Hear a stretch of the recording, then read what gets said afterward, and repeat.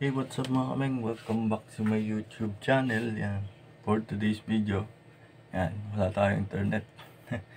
At share ko sa inyo kung paano nyo malalaman kung paano i-trace kung bakit walang internet, or paano mag-trace kung bakit walang internet. Yan, ulit. So, alam niyo naman siguro yung internet natin ay converge. So, walang internet. So, i-check natin kung bakit walang internet at walang wifi. Yan, okay. Pakita ko sa inyo. Mixing video lang. Ito pala yung setup ko. Yan, pakita ko muna sa inyo.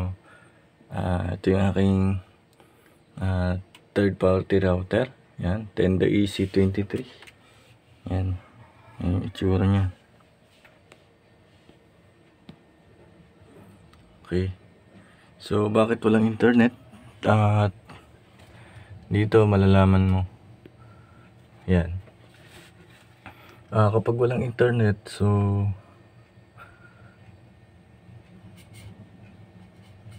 malalaman mo dito yung mga LED indicator. Yan, may mga nakasulat. Kapag ang internet connection ay wala, una mo titignan siyempre yung router.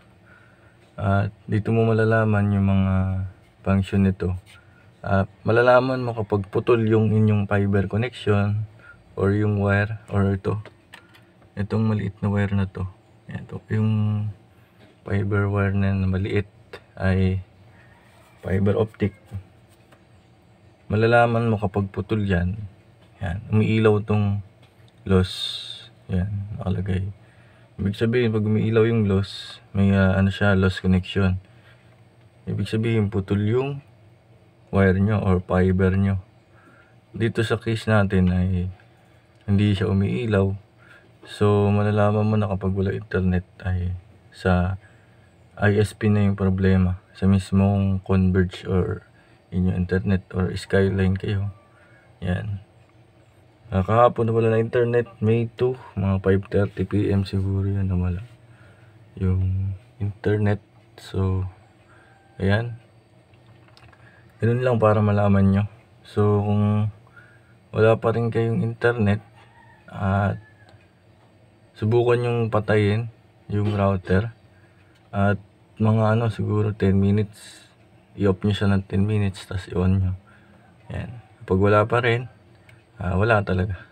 Sa na yan, internet service provider na yung problem yan. Kagaya nito, na to, sa mismong Converge na yung may problem nito. Kapag ganyan yung mga LED na nakikita nyo.